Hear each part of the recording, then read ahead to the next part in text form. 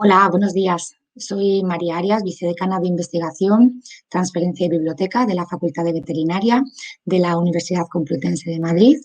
Y como todos los jueves, os doy la bienvenida, en este caso, a la 13ª sesión ya de las jornadas de la carrera investigadora, que como sabéis están organizadas por la Facultad de Veterinaria y la Sociedad Española de Bioquímica y Biología Molecular y que se encuadran como actividad formativa de la Escuela de Doctorado de la Universidad Complutense de Madrid. En la sesión de la semana pasada, si recordáis, hablábamos de fuentes de financiación y de las diversas convocatorias a las que podíamos concurrir en líneas generales. Bueno, pues hoy lo que tenemos es una mesa redonda más específica en la que nos vamos a centrar en aquellas convocatorias del Consejo Europeo de Investigación, del ERC, cuyo objetivo es promover la ciencia de máxima calidad en Europa mediante la financiación competitiva a proyectos dirigidos por investigadores en diferentes fases de la carrera investigadora, basándose como único criterio de selección en la excelencia científica. Hoy vamos a tener la oportunidad de conocer a 4 casos de éxito en estas convocatorias y, bueno, en particular contamos con la experiencia de 3 investigadores que han obtenido recientemente una Starting Grant y, bueno, aquí me gustaría mencionar que los 3 son veterinarios formados aquí en la Facultad de Veterinaria de la UCM y, bueno, es algo que quiero poner en valor porque, por una parte, no es muy habitual que en un periodo corto de años investigadores de la misma facultad, incluso promoción, consigan este tipo de financiación y por otra, porque yo creo, bueno, pues que en cierta medida denota la calidad formativa del centro y de los estudiantes que salen formados de aquí, ¿no? Pero bueno, también contamos con un caso de doble éxito, es decir, contamos con una investigadora que ha obtenido a lo largo de su trayectoria científica una Starting y una Consolidator Grant. Ella es Carolina Tafalla Piñero, que hoy va a ejercer de moderadora de esta sesión y también va a intervenir como ponente para contarnos también su experiencia personal, que yo creo que es digna de escuchar. Así que voy a presentarla antes de darle paso. Hola Carolina, ya veo que te has puesto la cámara, bienvenida. Eh, Carolina, te voy a presentar, ¿vale? Antes de hablar contigo. Carolina es profesora de investigación en el Centro de Investigación en Sanidad Animal, en el CISA, en línea, y tiene más de 23 años de experiencia en el campo de la inmunología y virología de peces. Se licenció en biología en la Universidad de Navarra y obtuvo su doctorado por la Universidad de Santiago de Compostela en el año 2000, después de trabajar 3 años y medio en el Instituto de Investigaciones Marinas del CSIC en Vigo. En 2002, Carolina obtuvo una Marie Curie Individual Fellowship para trabajar en el INRA durante un año y después, en el 2003, volvió a España con un contrato Ramón y Cajal y fundó su grupo de investigación de inmunología y patología de peces en el CISA, en el INIA. El grupo actualmente está formado por 2 investigadores de plantilla, 7 postdoctorales, 3 técnicos y 2 estudiantes predoctorales. Carolina ha publicado más de 115 artículos en revistas internacionales, así como 10 capítulos de libro, y ha sido la investigadora principal de proyectos nacionales, así como europeos, incluyendo proyectos de colaboración y, como os decía al principio, un RC Starting Grant y un RC Consolidator Grant. En 2013 obtuvo además el premio Joven Virólogo de la Sociedad Española de Virología. Bueno, pues muchas gracias, Carolina, por acceder a participar en esta sesión y bienvenida. Es un placer contar contigo y, bueno, pues también con los otros 3 investigadores que tenemos el gran orgullo de tener aquí hoy en esta mesa redonda. Muchísimas gracias por estar aquí.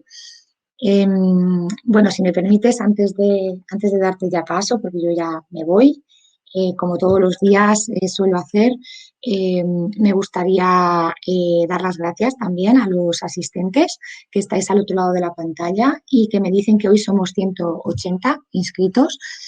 Así que, bueno, pues espero que esta sesión sea de vuestro interés y sobre todo de utilidad, que, bueno, que es el objetivo un poco de estas jornadas. Así que, bueno, sin más, yo no me enrollo más porque tenéis muchas cosas que contar y te voy a pasar la palabra, Carolina, para que, bueno, cuando tú quieras, pues puedas empezar. la sesión. Muchas gracias.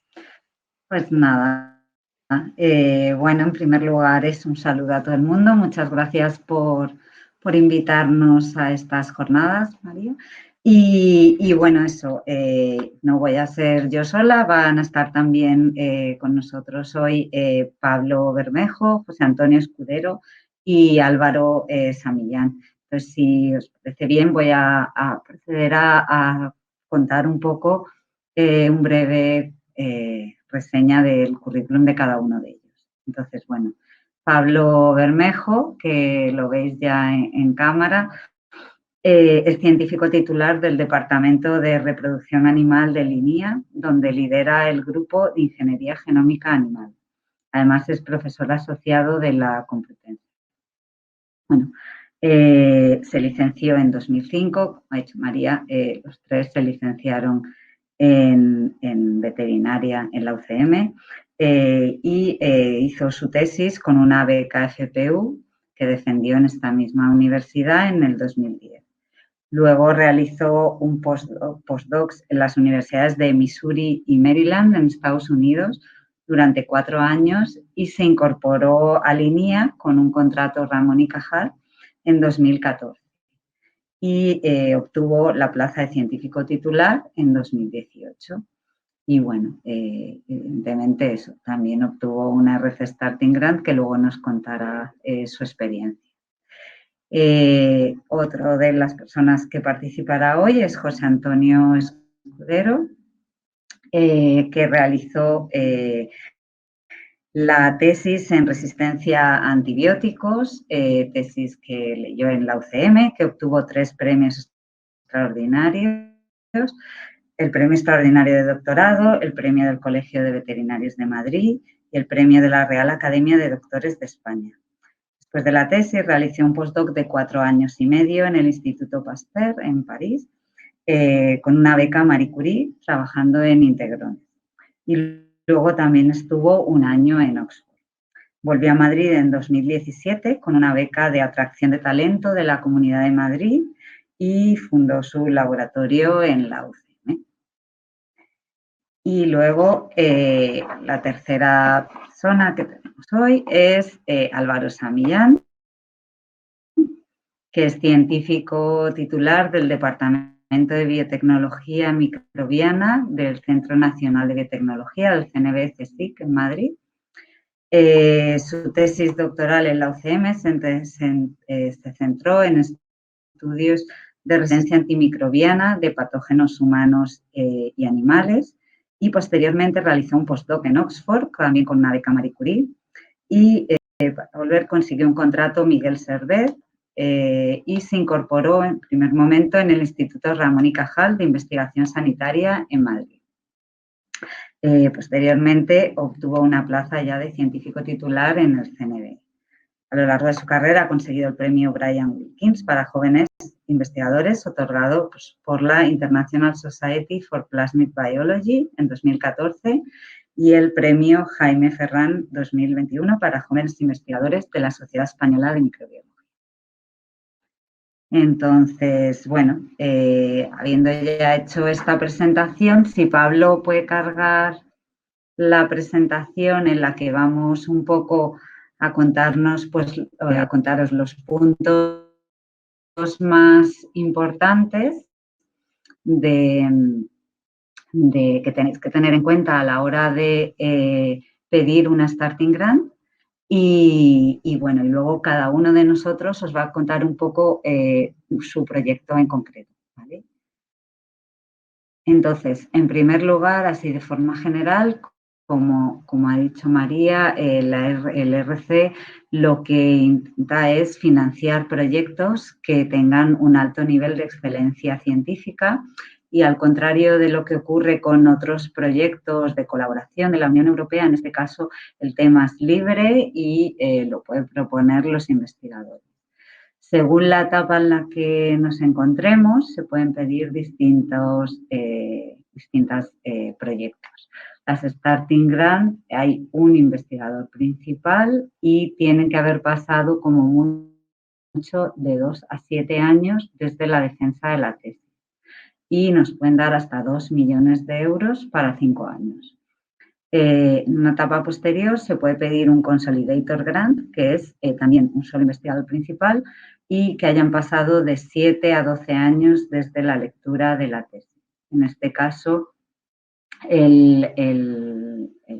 los fondos que se pueden pedir es hasta 2.750.000 euros y también por 5 años. Y posteriormente ya las Advanced Grant no tienen límite de edad, se pueden conceder hasta 3,5 millones, 5 años. Luego hay otros tipos de becas que son las Synergy Grants, que en este caso son para varios investigadores principales que pueden dar hasta 14 millones de euros para 6 años, o las Proof of Concept, que son para gente que tiene o que ha tenido recientemente una RC, tanto Starting como Consolidator o Advanced o Synergy, en el que se explora llevar un poco más a nivel práctico, incluso casi comercial, alguna idea que haya surgido de un contrato RC. Pero bueno, en este caso nos vamos a centrar sobre todo en las Starting, aunque yo como también he recibido una Consolidator, cuando me toque hablar del proyecto voy a centrarme un poco más en mi propuesta Consolidator, para que veáis así también las dos cosas. Vale, entonces, en cuanto a las Starting Grants, se convocan una vez al año. En Life Sciences en España no es que se den muchas, pero realmente tampoco es que sean unos proyectos, si lo pensamos comparados con otras convocatorias, tan difíciles de conseguir. En la primera etapa pasa un 25% de los proyectos con una calificación A, pasan a la segunda etapa. Y en la segunda etapa, un 33% de los proyectos se financian. Por lo tanto, bueno, es una tasa de éxito del 8%, pero bueno, y también tienen una ventaja y es que no hace falta estar contratado en el momento de pedirlo por ninguna institución. Simplemente hay que, bueno, la institución sí que nos tiene que avalar y que decir que en el caso de que la tuviéramos nos aceptaría, pero no hace falta tener un contrato en ese momento.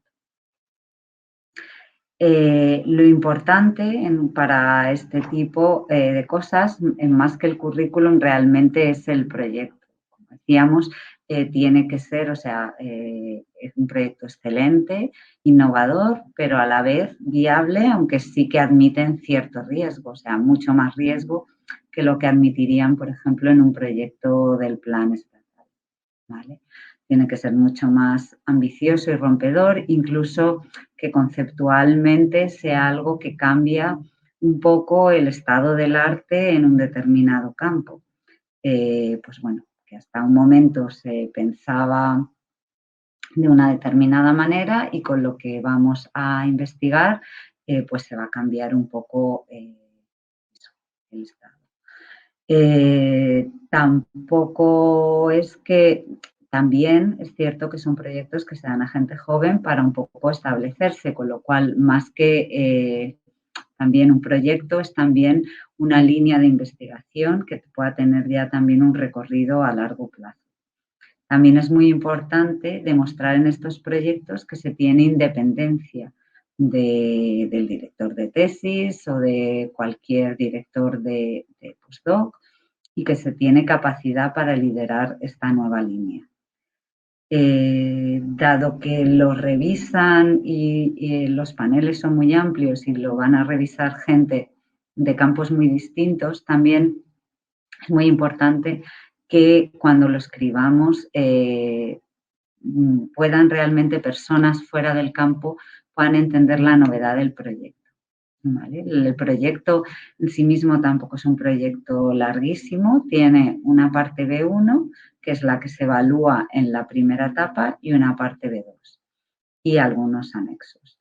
En la parte B1 se hace una sinopsis del proyecto en 5 páginas, una sinopsis de nuestro currículum en 2 páginas y de nuestra trayectoria en otras 2 páginas. Como digo, realmente poniendo de manifiesto nuestra capacidad para liderar esa línea, nuestra independencia, resaltar todo aquello que puede indicar eso, una cierta independencia y que la idea es nuestra.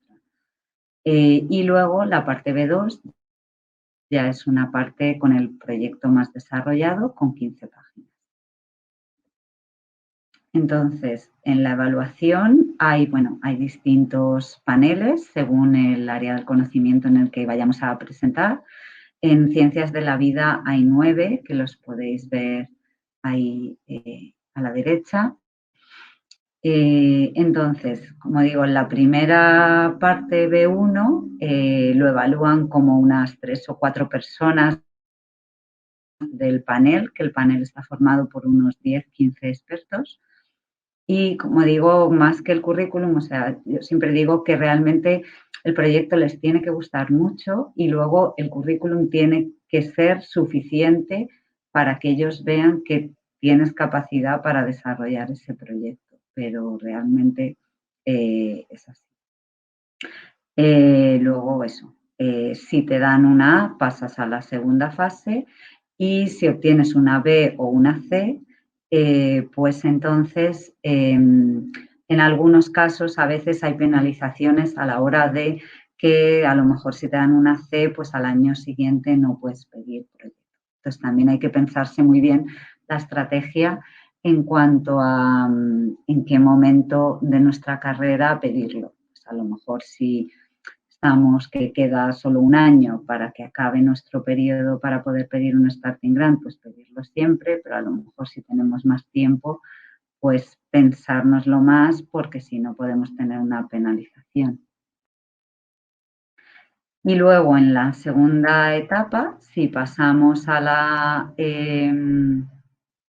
parte, o sea, si nos lo catalogan como A y pasamos a la parte, a la segunda etapa, pues realmente ahí es cuando ya se van a ver la parte B2 y ya no solo lo van a ver miembros del panel, sino que también se lo van a enviar a evaluadores externos expertos de nuestra área. Entonces, luego, con todas esas evaluaciones, hay también una entrevista en Bruselas en las que nos reunimos con los miembros del panel y nos hacen preguntas, muchas de las cuales son las que han hecho los evaluadores externos, pero ellos nos las transmiten. Entonces, bueno, eso. Aquí realmente eso suele haber entre un 33, un 50% de éxito y las no financiadas que han llegado a esta fase a veces pueden optar a financiación en España. Este año pasado, por tema del COVID, estas entrevistas no han sido en Bruselas, han sido por videoconferencia online. Tampoco sabemos si en los años que viene seguirá siendo así o volverán a hacerlos presenciales. Y bueno, ahora eso, habiendo visto esto así muy general, pues ahora cada uno de nosotros va a contaros un poco pues eso, nuestra experiencia y un poco nuestros proyectos para que veáis un ejemplo. Entonces va a empezar Pablo, así que le... Bueno, pues buenos días a todos. Gracias, Carolina, por la presentación y muchas gracias, María, por invitarnos. Creo que las jornadas estas han sido una idea excelente y que están teniendo bastante éxito. Así que, bueno, esperamos estar a la altura. La idea que hemos tenido, lo estuvimos discutiendo cómo organizar esta presentación y la idea que hemos tenido es que os vamos a contar nuestros proyectos. Y no vamos a contar nuestros proyectos por el tema de, bueno, he venido aquí a hablar de mi libro, ¿no? Es porque yo, bueno, lo que hemos pensado es que creo que quizás es la mejor forma de que entendáis con ejemplos, pues, qué tipo de proyectos se financia con la Starting Grant, ¿no? En mi caso, la verdad es que me ayudó muchísimo ver una charla que dio Carolina. Yo tenía en mente lo de la Starting Grant y tenía mis ideas, pero nos dio una charla en línea, nos contó el proyecto. Entonces, yo creo que sirve para hacerte un poco la idea entre el balance entre que sea viable y, por otro lado, sea muy rompedor, porque es un poco difícil. Son dos cosas que son un poco contrapuestas, ¿no? Y un poco buscar el balance justo, adecuado a tu currículum y a lo que realmente quieres hacer, ¿no? Bueno, pues no me voy a enrollar más con esto. Este es mi proyecto. Podéis buscar el Astrat en internet y demás. Y aquí van las diapositivas, ¿no? Unas cuantas de las que pusimos en la fase de la entrevista, ¿no? Lo que os ha contado Carolina, cuando pasas Level 1, tienes una entrevista en la cual en 10 minutos tienes que contar tu proyecto y luego te hacen preguntas, ¿no? Pues es lo que os vamos a mostrar aquí. Esta es la primera que normalmente empezamos así, con una diapositiva breve de tu currículum, un poco para contarlo y que a mí me sirva aquí pues para contaros un poco el tipo de currículum que puedes tener en una Starting Grant, aunque como digo, cuenta muchísimo el proyecto, ¿no? En aquel entonces, que era un Ramón y Cajal. Si hay alguien al otro lado de la pantalla que sea Ramón y Cajal, o Miguel Servet, o la talento pata negra de José, pedirlo. O sea, yo es que lo pondría como obligatorio en las bases de la convocatoria que obligaros a pedirlo, porque significa que tenéis un buen currículum, o sea, que de currículum nunca va sobra de currículum, pero bueno, que va bastante bien y que, bueno, que en teoría es para que afiances una posición de independencia, ¿no? Y qué mejor opción que con una Starting Grant, ¿no? Entonces, bueno, hecho eso, pues esto era el currículum que tenía entonces. Tenía, pues, varias publicaciones, tenía publicaciones como autor de correspondencia y sin mi director de tesis, que es una cosa que es importante que aparece en las bases. Hace falta que tengas alguna publicación sin tu director de tesis porque lo que buscan es que seas independiente. Y esa independencia es una forma de verlo, ¿no? O sea, ellos lo que quieren ver es que, bueno, aquí hay mucho dinero en juego, entonces, pues, lo que quieren ver es que tú tengas, que haya sido tú el que ha hecho el proyecto, que no te lo haya escrito ni tu jefe de tesis ni tu jefe de postdoc, ¿no? Y eso es una forma de verla, ¿no? También ayudaba aquí que tenía o había tenido proyectos como investigador principal. ¿Es necesario, imprescindible? No, esto no aparece en las bases, que tengas que tener un proyecto de investigador principal, pero ayuda por dos motivos. El primer motivo es de cara a la evaluación, también al evaluador le da una idea de la viabilidad del proyecto, ¿no? Esta persona ya ha gestionado proyectos, hombre, evidentemente no tan grandes como una Starting Grant, pero bueno, parece que algo sabe de esto, ¿no? Y por otro lado, yo creo que incluso más importante que la primera es que el que hayas gestionado proyectos hace que tengas bastante más idea de los experimentos que quieres hacer, cuánto ocupa eso, tanto en tiempo como en dinero, como en recursos personales, ¿no? Entonces, haces un proyecto bastante más cerrado, bastante más redondo, en el cual eso se ve, aunque no pusieses tú que has sido investigador principal, más o menos ves que ese proyecto está bien hilado y que se saben los recursos que hacen falta para hacer las cosas, ¿no? Que eso yo creo que viene bien para la viabilidad. Entonces, mini consejo, los que seáis predoctorales, pues bueno, que penséis un poco de que las cosas no salen de la nevera así, que las cosas se compran y cuánto tardas en hacer un experimento, la gente que está implicada, este tipo de cosas. Los últimos años que os involucréis un poco en quizás escribir proyectos o que os pase algún proyecto que está escribiendo vuestro jefe y cuando seáis postdoctorales buscar financiación debajo de las piedras. O sea, es complicado, pero bueno, ha habido una charla ya de opciones de financiación y sí que las hay. Y aunque sea un proyectito pequeño, eso ya te da experiencia y ya no es por hacer currículum, es que te da experiencia para realmente poder escribir otros proyectos, ¿no? Te lo den o no, esto es como los papers. El primero te sale reguleras, segundo un poco mejor y luego ya vas mejorando, ¿no?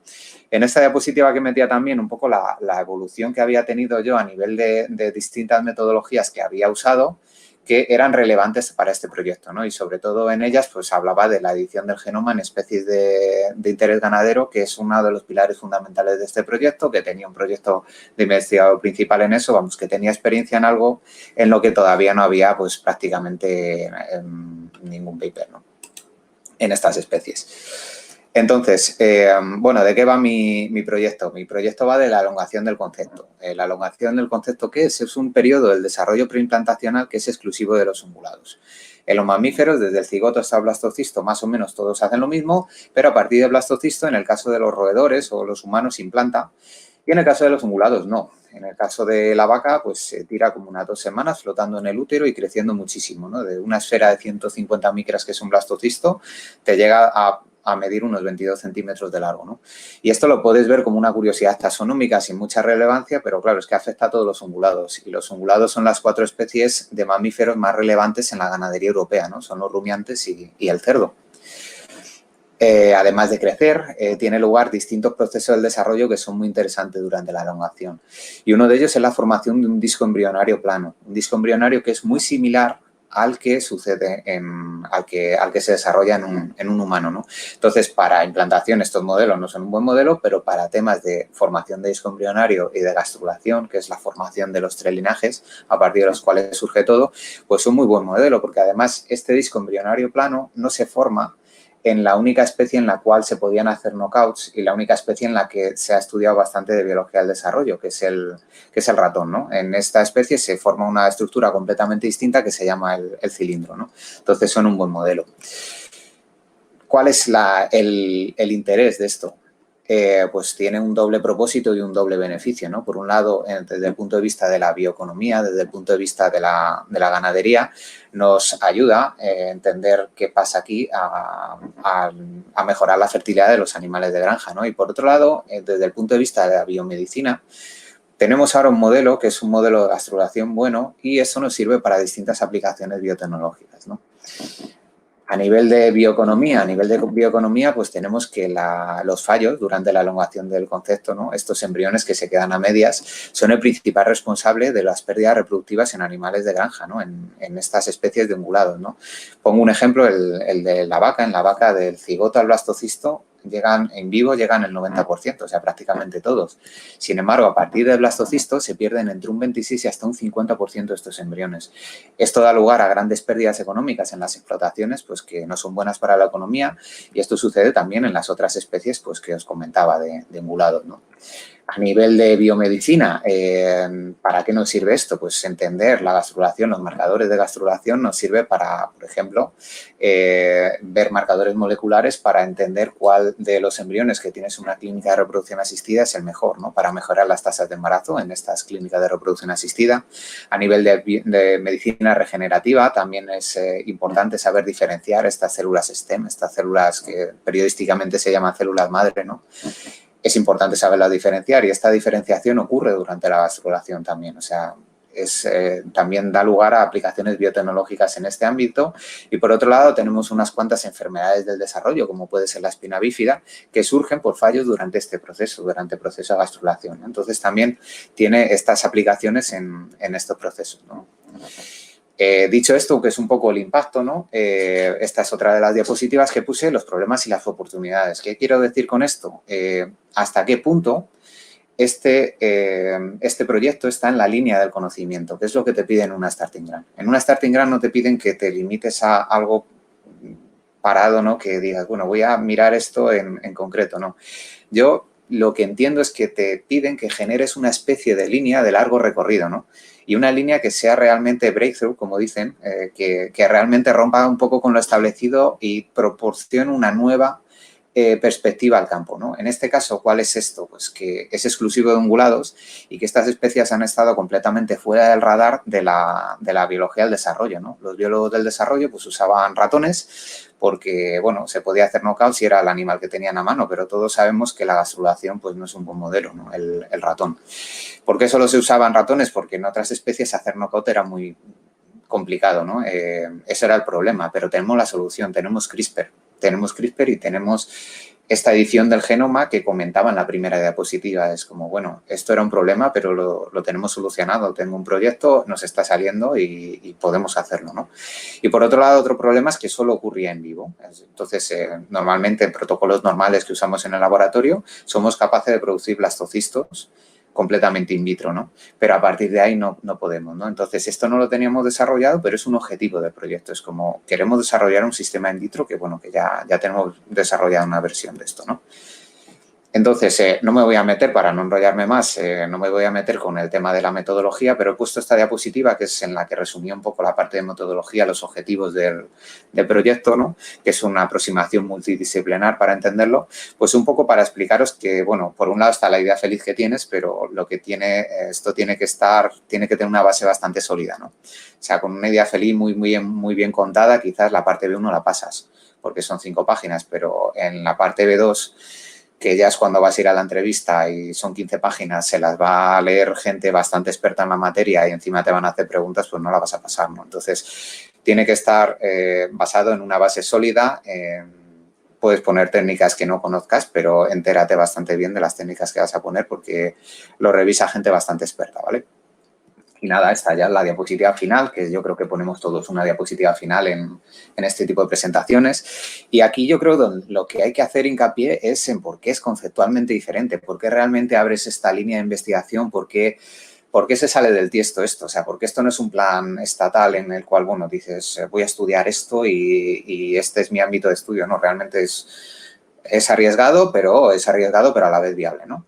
¿Por qué es arriesgado o por qué considero yo que esto es arriesgado? Pues porque desde un punto de vista del manejo reproductivo de animales de granja, los que trabajamos en eso, me incluyo yo hace unos años, pues no teníamos ni idea de biología del desarrollo. O sea, no se nos ocurría pensar que una vaca no se queda preñada porque no se desarrolla una cosa que se llama epiblastio, porque prácticamente no teníamos ni herramientas para ver cómo se desarrollaba eso, ¿no? Ahora mismo las tenemos, ¿no? Entonces, ahí abre una perspectiva y, por otro lado, otra perspectiva completamente nueva en el ámbito de la biología del desarrollo. ¿Por qué? Porque ahí solo se ha usado el ratón y sabemos que el ratón pues no hace lo mismo que un humano, ¿no? Entonces tienes unos modelos que ahora mismo con CRISPR ya los puedes usar para hacer knockouts y que abre una nueva perspectiva y te sitúa en una posición un poco de liderazgo en ese ámbito, ¿no? Esto además es aplicable, como os he comentado, tanto a nivel de bioeconomía como a nivel de biomedicina, las distintas aplicaciones que he dicho, ¿no? Y bueno, ya para no enrollarme más, doy paso a mi compañero de promoción y, sin embargo, amigo José, para que os cuente su proyecto. Muchas gracias, Pablo. Efectivamente. Y gracias, María, por la invitación también. Yo os voy a presentar un poco lo que yo llevé a la entrevista. No quiero entrar tampoco mucho en detalle, pero bueno, yo vengo del mundo de la microbiología y de la resistencia a antibióticos y bueno, durante mi postdoctoral me especialicé en una cosa que se llaman los integrones, ¿vale? Entonces, bueno, cuando llegas allá a la entrevista, bueno, aparte de dar mucho miedo porque estás ahí esperando en una sala al lado, a mí me habían contado historias, luego en la discusión, si queréis, contamos anécdotas, pero bueno, llegas ahí, te plantas y claro, pues yo iba a entrar, mi idea inicial era entrar directamente al trapo, ¿no? Científico y tal. La entrevista es un momento muy especial porque en realidad el equilibrio que tienes que encontrar por cómo se distribuye la gente que te vas a encontrar, 3 se han leído en profundidad lo que has mandado, pero hay 10 o 12 que no. Entonces, a esos tú tienes que ir a los 3, los tienes o no los tienes por lo que hayas escrito antes, pero a esos 12 te los tienes que ganar en la entrevista. Entonces, tampoco no son expertos en tu campo, son expertos en campos muy diferentes. Entonces, el objetivo es en realidad vender una serie de ideas, que es un poco lo que estaba mencionando Pablo, ¿no? Que lo que estás en la frontera del conocimiento, que lo que haces es rompedor, y prácticamente que solo puedes hacerlo tú, ¿no? Y el por qué, ¿no? Entonces, bueno, yo sin entrar demasiado en la parte más científica sí que empecé presentándome, como bien ha dicho Pablo, y bueno, intentas un poco sacar ahí los galones, ¿no? Alguna beca importante que te han dado, como era el caso de la Marie Curie, los postdoctorales que has hecho en centros de renombre mundial y tal, y un poco en ese intento de demostrar que eres independiente, el hecho ya de tener por lo menos la confianza de algún organismo financiador, de que puedes formar un grupo porque eres suficientemente maduro, pues es una buena prueba de ello. Así que ese tipo de cosas, o si eres, no sé, igual si eres IP de un proyecto, pues lo puedes poner aquí, ese tipo de cosas, ¿no? Entonces, bueno, yo trabajo en el mundo de los integrones, que así un poco por encima, pues es el mundo de la resistencia a antibióticos. Las bacterias en los últimos años han aprendido a resistir antibióticos y eso pues, probablemente vaya a ser el problema más grande de salud al que nos encontremos, con el que nos encontremos este siglo con el COVID o incluso peor que el COVID probablemente, ¿no? Entonces yo aquí explico un poco que las bacterias evolucionan muy rápido porque intercambian ADN, que en los años 50 ya se encontró un plásmido muy raro con una estructura aquí que tenía genes de resistencia acumulados y eso resulta que es el integrón. Explico cómo funciona y pongo una metáfora para intentar ganarme a esos 12 que no son de mi campo y que no se han leído el texto, ¿no? Y es que, bueno, que el integrón es un poco como una navaja suiza en la que las bacterias pueden meter las funciones que quieran y ir sacando la que necesitan en cada momento y eso ocupa muy poco espacio o tiene un coste biológico muy bajo, ¿no? Bueno, pongo en relevancia en esta diapositiva el decir que, bueno, pues la importancia de la resistencia a antibióticos, el número de muertes que causa a día de hoy en el planeta, que es muy alto, pero que esto va a peor, que en 2050 se espera que mueran 10 millones de personas al año por resistencia, que los integrones son fundamentales en la multiresistencia, por lo menos en una mitad de las bacterias, ¿no? En las gram negativas, en bacterias conocidas, Salmonella, yo qué sé, bueno, Salmonella es la que más suena probablemente, ¿no? Pero si eres del mundo, si sabes un poquito de microbiología, te suenan todas, ¿no? Pues los integrones son muy relevantes en la multiresistencia de estas bacterias y luego me lo llevo un poco a otro campo. En realidad, los integrones que nos encontramos en las bacterias clínicas vienen de integrones que están en los cromosomas de las bacterias medioambientales. Y ahí no tienen una función de resistencia a antibióticos, no captan genes de resistencia a antibióticos, sino que captan genes de todo tipo de cosas de las que no se sabe prácticamente nada, ¿no? Entonces, ahí, con este rollo de que no se sabe nada, esto iba animado de otra manera en la diapositiva de la RC, las cosas salían un poco más poco a poco, pero bueno. Digo que se sabe muy poco de los integrones en el medio ambiente, de qué hacen, cuáles son sus funciones, que hay un par de descripciones relacionado con patología en plantas y con patología y virulencia en animales, ¿no? Pero muy poco, ¿no? De hecho, el mejor caracterizado de los integrones en bacterias medioambientales o en integrones lo que se llaman cromosómicos, porque están en los cromosomas en lugar de en los plásmidos, como en los hospitales, es el superintegrón, ¿vale? Que esto es una estructura que se descubre en el 98 en Vibrio cholerae, que es un bicho patógeno, pero que en realidad es un poco patógeno accidental del hombre, ¿vale? Si en realidad tiene una vida fuera del hombre, el 90% de su vida, o el 95% no tiene nada que ver con nosotros, o el 99%.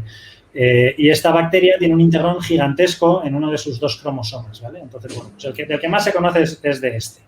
Y, sin embargo, bueno, pues eso, ocupa el 3% del genoma. Pongo un poco en relevancia la importancia del superintegrón, ¿vale? De cómo el integrón ambiental o cromosómico más conocido, en realidad, se ve que es muy importante, que para las bacterias estas plataformas son aceleradores evolutivos, que sabemos que tienen que ser súper valiosos para ellas, que pueden llegar a ocupar un porcentaje del genoma muy elevado y, sin embargo, del que más conocemos, nuestro conocimiento es puramente descriptivo, ¿vale? ¿Por qué? Porque el campo de los integrones cromosómicos está bloqueado, porque cuando lo queremos estudiar, al meter nuestras herramientas en esta bacteria, hay una fuerte interferencia con el cromosómico y cuando queremos estudiar los cromosómicos fuera de su entorno no funcionan bien. Entonces, aquí lo que planteo un poco es una cosa que lleva bloqueando el campo 20 años desde que se descubrieron y bueno, ¿no? Vas ahí subiendo como el nivel, ¿no? El énfasis en el asunto, ¿no? Lo importante que son en bacterias, lo importante que es en nuestros hospitales, lo importante que es para todas las bacterias en general, o bueno, para una cantidad elevada de bacterias, y cómo encima el campo está bloqueado y no se puede estudiar y por eso llevamos 20 años acumulando sabiduría sobre el tema, pero de manera descriptiva sin poder meterles mano. Y entonces, a ver, perdonadme que paso a la siguiente. Entonces, aquí expongo lo que yo quiero hacer. Yo lo que quiero es empezar por borrar el superintegrón, que esto es groundbreaking, no se ha hecho, llevamos 20 años, se ha intentado, no se ha conseguido, y para borrar el superintegrón he desarrollado un método y una vez haya borrado el superintegrón, esta bacteria me va a permitir empezar a responder a preguntas fundamentales en el campo de los integrones a las que a día de hoy no hay respuesta. O sea que, como veis, paso a presentar el proyecto después de haberle dado mucha importancia a las estructuras que yo estudio y al bloqueo en el tema, ¿no? Y eso es un poco conceptualmente el intentar buscar el convencerles de que este proyecto es groundbreaking, ¿no? Es rompedor. Luego explico la metodología de cómo lo voy a borrar, que es una metodología nueva en la que no voy a entrar en detalle, pero les digo además que ya está avanzado. En el texto pues iba por un 40%, en la entrevista llevaba un 75% borrado, ¿vale? Y digo que está funcionando extremadamente bien y que además esta aproximación al borrado del superintegrón, el borrado del superintegrón es muy difícil, ¿vale? No voy a entrar en detalles, está súper estabilizado, pero con esta manera lo estoy consiguiendo. Y además, esto, si se quisiera utilizar para borrar el integrón cromosómico de alguna otra especie, también valdría, también funcionaría, por lo que hago hincapié en que esto se puede utilizar para otras cosas, ¿vale? Entonces, esto nos va a permitir, o sea, eso es como la task 1, ¿no? Entonces, ahora paso a la task 2. En la task 2 lo que quiero saber es, os he dicho que en los integrones cromosómicos los genes de esos integrones no están relacionados casi nada con la resistencia a antibióticos o prácticamente nada. En el caso del superintegrón hay uno de resistencia a antibióticos de un total de 180 genes, ¿vale? Pues, ¿qué hacen los otros 179? Pues eso es un potencial biotecnológico brutal, porque sabemos que esos genes son útiles para las bacterias obligatoriamente, porque en los integrones solo hay cosas útiles. Y además sabemos que los puedes sacar y volver a poner por cómo funciona un integrón, son exaptables, ¿no? O sea, eso tiene un potencial biotecnológico brutal, ¿no? Y yo creo que en el task 2 lo que me planteo es quiero investigar qué funciones hay guardadas en esos genes de los que no sabemos nada, pero sabemos que son útiles para las bacterias. Y para ello planteo una serie de experimentos, una parte de ómicas y una parte de búsqueda de fenotipos, utilizando las técnicas pues, que a mí se me ocurren como una aproximación un poco ecológica. Digo, si Vibrio cholerae es un bicho que vive en el mar, que vive sobre la superficie de crustáceos, infecta amebas y de vez en cuando infecta al hombre, pues voy a intentar poner de manifiesto en esos entornos, en esos nichos ecológicos, algunas de las condiciones a las que se enfrenta para ver si encuentro funciones guardadas ahí, ¿no? Bueno, estos son un poco el planteamiento. Luego paso a la tercera task, en la que digo que, bueno, que una de las cuestiones fundamentales en biología es cómo se movilizan los genes y, en concreto, cómo un gen normal puede convertirse en parte de un integrón. Es una cosa de la que no sabemos nada y el único modelo de lo que venimos a llamar la génesis de los cassettes de integrón, el único modelo de génesis de cassettes es un modelo muy malo en el que se asumen muchas cosas y, bueno, en fin, no tenemos ni idea, en definitiva, ¿no? Entonces digo, bueno, pues las limitaciones a este problema eran dos, una teórica y una práctica. La teórica la he resuelto anteriormente en una publicación y la práctica la resuelvo aquí con este proyecto porque por fin voy a tener un chasis bacteriano en el que poder estudiar este asunto, ¿no? Y digo cómo lo voy a hacer, ¿vale? O sea que bueno, el impacto que tiene eso en biología fundamental. Y luego, por último, después de haber vendido la moto de que los integrones son muy importantes en resistencia a antibióticos, que es una moto muy fácil de vender porque es verdad, lo que propongo es utilizar ese chasis bacteriano como manera de detectar los integrones en muestras de ADN cualesquiera, de cualquier entorno, ¿no? Y aquí de nuevo incido en que este campo también está muy limitado, porque la manera que tenemos de detectar integrones en nuestras muestras está mal, la barata, que es por PCR, no funciona bien, y la cara, que es por secuenciación masiva, pues es lenta, no se puede implementar en muchos de los entornos en los que necesitamos, como por ejemplo en el mundo de los animales, de la ganadería, del ambiente o de la cadena alimentaria. En esos entornos la secuenciación masiva no es planteable en general por los tiempos y por los precios. Entonces yo propongo desarrollar aquí una herramienta biotecnológica que capte cassettes y me diga qué cassettes de integrón hay en las muestras que yo le doy, ¿no? Y eso tiene aplicaciones pues en diferentes partes de la cadena y en países donde la cantidad de dinero es diferente. Y concluyo un poco hablando del impacto que tendría Kryptonit este proyecto si me lo concedieran, que tendría impacto en diferentes campos del conocimiento. Luego, ¿por qué yo soy la persona adecuada? Porque tengo la experiencia en recombinación de integrones, porque he hecho un postdoctoral sobre eso, en resistencia a antimicrobianos, porque hice la tesis sobre eso, en evolución, porque he hecho un segundo postdoc en el que he aprendido mucho del tema y porque al final he desarrollado, porque al final de mi cabeza es de donde ha salido la metodología para borrar el superintegrón, que era lo que estaba bloqueando todo. Por lo tanto, tengo que ser yo el que haga este asunto, ¿no? Además, bueno, hago valer el network de grandes investigadores con los que colaboro y el equipo con el que empiezo. Y más o menos, pues sin intentar entrar demasiado en la ciencia, creo que he intentado convenceros o remarcaros cómo tienes que dar interés al tema, decir que lo que propones no es cuantitativamente, no es una ampliación cuantitativa de lo que ya sabías hacer o de lo que ya has hecho, sino cualitativamente diferente, un proyecto grande, rompedor, y que desbloquea cosas o que da conocimientos, pues eso, lo que decía Pablo, en el borde del conocimiento, ¿no? En mi caso, además, vendo que el borde está bloqueado, hay una frontera que yo voy a romper. Pero bueno, mientras estés en el borde del conocimiento es válido. Y luego hacerte valer como la persona adecuada para llevarlo a cabo. Y yo he acabado, así que le dejo la palabra a también mi compañero y, sin embargo, amigo, a Álvaro San Millán. Gracias, José. Vale, pues a ver, os voy a contar un poco.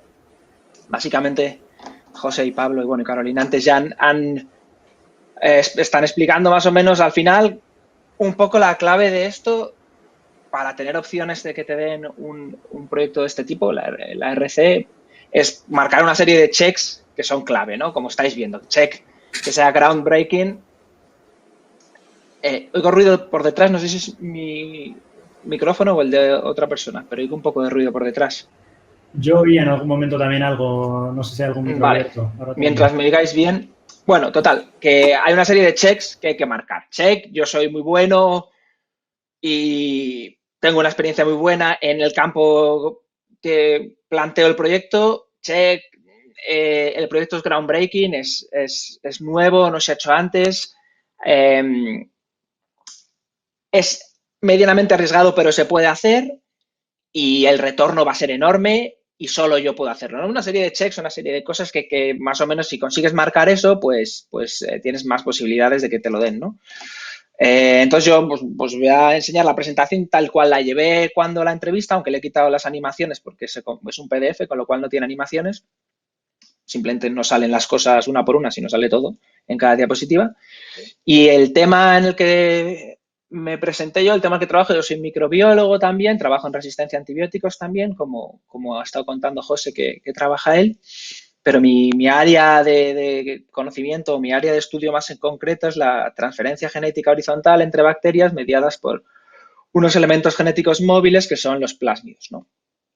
Entonces, no voy a dar muchos detalles de la ciencia específica porque, bueno, son cosas que pues, no necesariamente tenéis que conocer o saber o interesaros, pero sí de cómo adaptarlo a ser competitivo en estos proyectos, ¿no? Pues este era mi proyecto.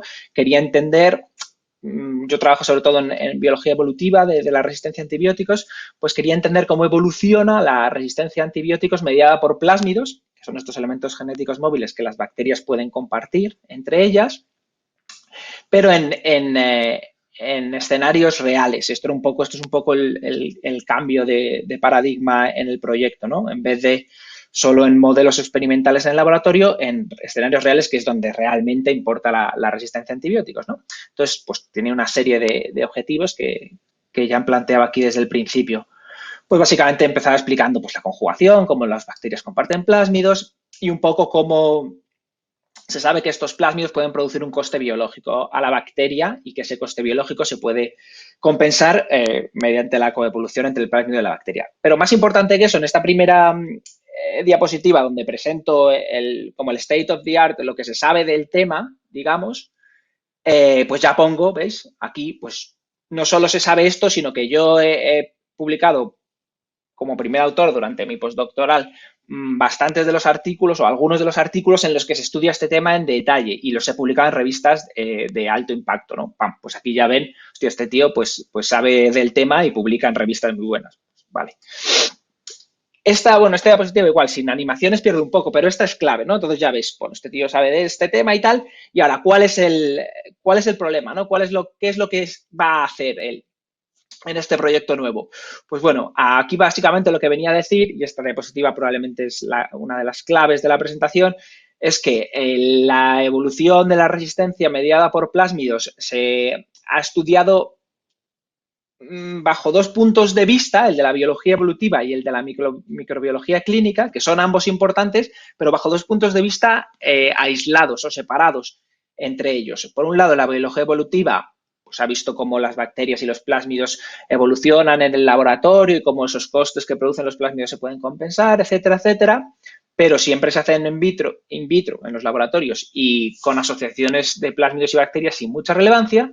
Y la microbiología clínica, que estudia cosas que pasan en vivo, que pasan en los hospitales, que pasan en los pacientes, pero normalmente no tiene en cuenta las dinámicas evolutivas de estas asociaciones entre plásmidos y bacterias. Entonces esto es clave, ¿no? Porque tú sacas esto y dices, esto se está estudiando por separado y así no vamos a ningún lado.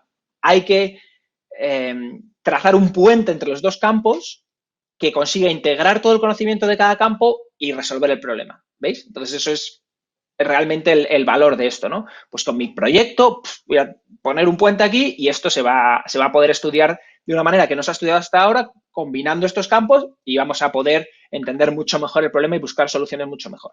A la vez digo, pues yo tengo mucha experiencia en la microbiología clínica porque he hecho la tesis sobre todo con estas aproximaciones y tengo mucha experiencia en biología evolutiva porque durante mi postdoc de 4 años en la Universidad de Oxford, pues he sido pionero en el campo de estudiar la biología evolutiva de este problema, ¿no? ¿Ves? Este es un tipo de las diapositivas claves para la RC.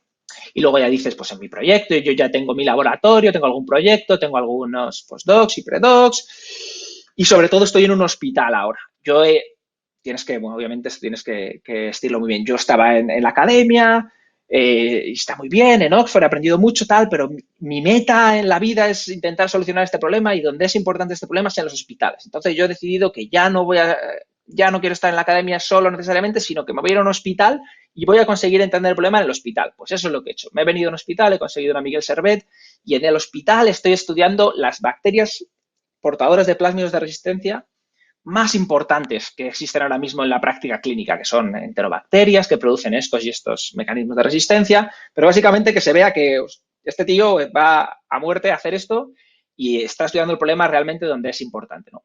Fenomenal. Entonces ya, bueno, pues ¿cuáles son los objetivos del proyecto? Pues es entender las dinámicas evolutivas, por qué aparecen algunas asociaciones entre plásmidos y bacterias, el impacto de los antibióticos, vale. Ahora ya entras en la metodología y en la metodología. Si antes conceptualmente se ha visto lo importante que es que tú eres la persona adecuada, que tú tienes la experiencia y que realmente estás en el sitio adecuado para hacerlo, ahora es un poco de metodología que no voy a entrar, pero básicamente en la metodología lo que tienes que recalcar o subrayar es que tienes acceso a la metodología adecuada y que vas a hacer cosas nuevas que van a ir más allá de la metodología que se usa en el campo, ¿no?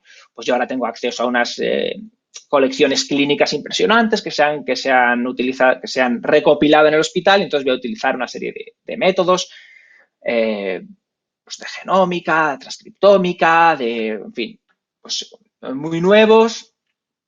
Tengo resultados preliminares, muy importante.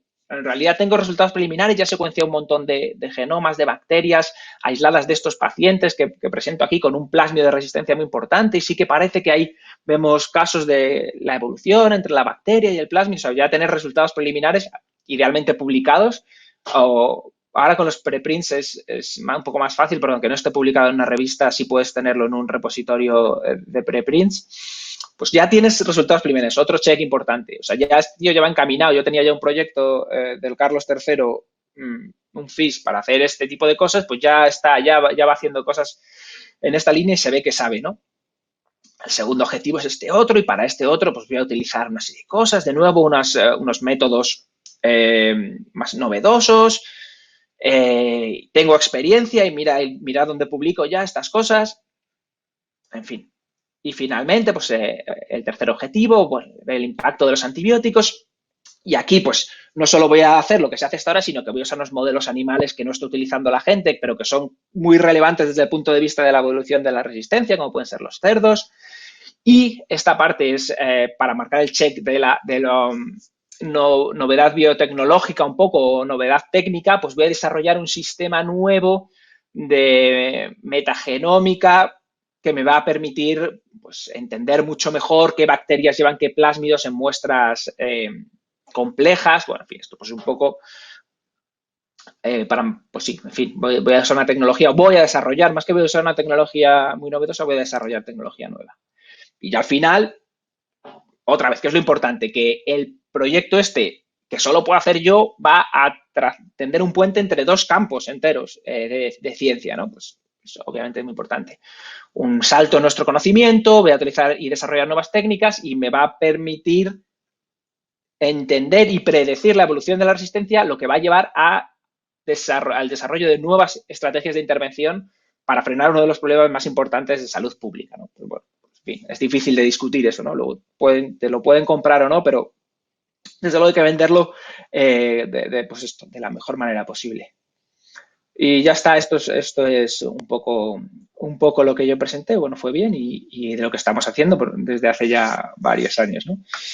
Y yo creo que voy a pasar otra vez a Carolina, ¿no? Me parece. Venga. Vale. Pues nada, pues yo ahora también eso os voy a contar, yo también son las diapositivas que presenté en la entrevista. En mi caso es la entrevista del Consolidator, ¿vale? Entonces yo lo que había planteado en el starting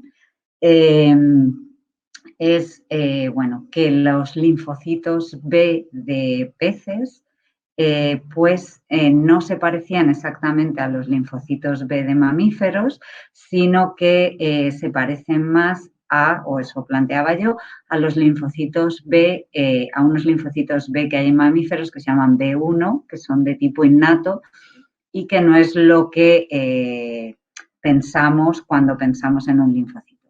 Entonces, yo ya había tenido ese proyecto y aquí lo que quería en este nuevo era continuar con esos estudios, pero centrándome un poco más en mucosas, en tejidos mucosos, o sea, en intestino, en branquias, ¿vale? Entonces, pues bueno, todo lo que han dicho, más o menos yo seguí un esquema similar, o sea, lo importante es eso, es que el proyecto guste, demostrar que es novedoso y demostrar que tú eres la persona que puede llevarlo a cabo y que se da toda la conjunción para que tú seas la persona ideal para llevarlo a cabo. Entonces, claro, yo en mi caso, bueno, ya al ser una consolidator, pues tienes un grado más de currículum. Entonces, yo aquí lo que presentaba, pues eso, cuando me licencié, cuando me doctoré, la Marie Curie, o sea, los hitos más importantes. Cuando conseguí un puesto en el INIA, en el CISA, y bueno, yo aquí, claro, que había tenido la Starting Grant, que había participado en otros proyectos europeos, que había sido parte del Steering Committee de esos proyectos europeos, luego otro proyecto europeo de colaboración, el premio de la Sociedad Española de Virología.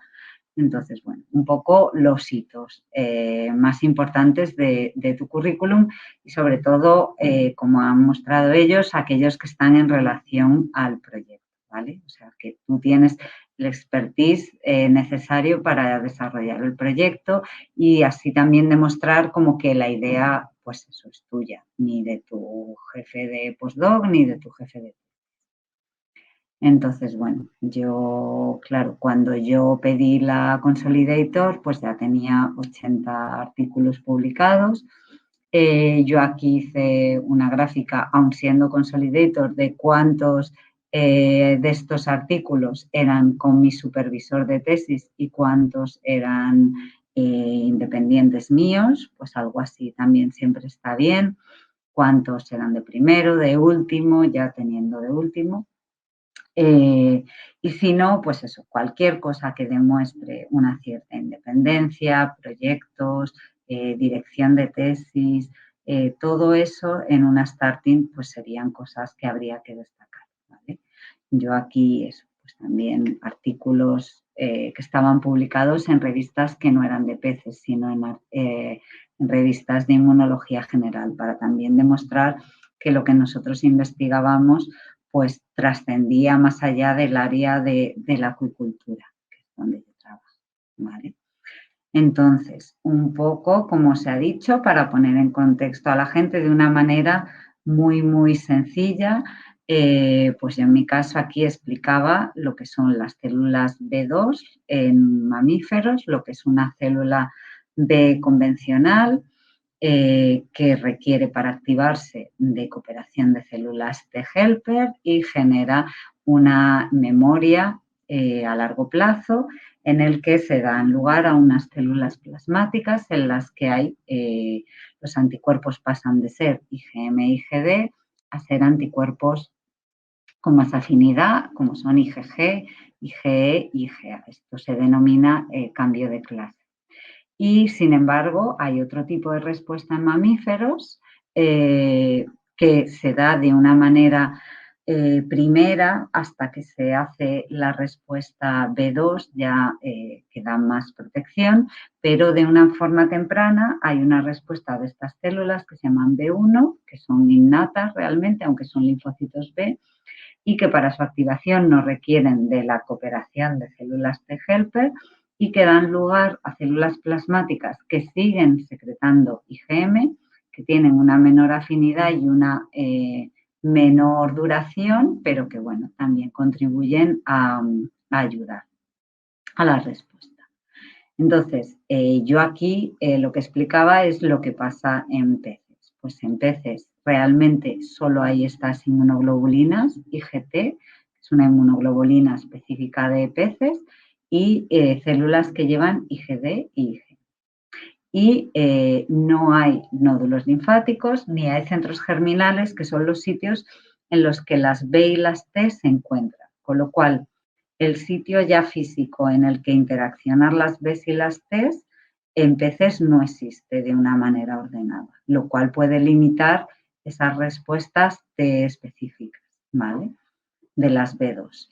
Luego tampoco tenemos cambio de clase porque no están las inmunoglobulinas ni G, ni E, ni A, y hay una baja afinidad. Entonces, por este motivo y porque también las células B en peces se sabe que retienen algunas funciones innatas como una capacidad fagocítica, pues fue cuando yo planteé en mi primer starting grant que las células B de peces se parecen más a las B1 de mamíferos, a pesar de que lo que se pensaba hasta ese momento era que serían como unas B2, ¿vale? Entonces, yo, claro, al ser una consolidator, aquí también hacía una diapositiva en el que resumía. Pues a mí me dieron la starting grant en 2011 y lo que he conseguido para centrarme en este tema, y he publicado 13 artículos en revistas, en muchos casos, pues eso, generalistas de inmunología, y donde he demostrado una serie de cosas que apuntan a que efectivamente las células B de peces se parecen más a las B1, ¿vale? Y también contaba que realmente en este proyecto lo que identificamos fue un nuevo tipo celular de células que solo tienen IgD en la membrana. Entonces, estas células no se habían descrito nunca en branquias en peces y nosotros las describimos por primera vez, y se parecen a unas que en algunas ocasiones se encuentran en humanos en el tracto respiratorio también superior, ¿vale?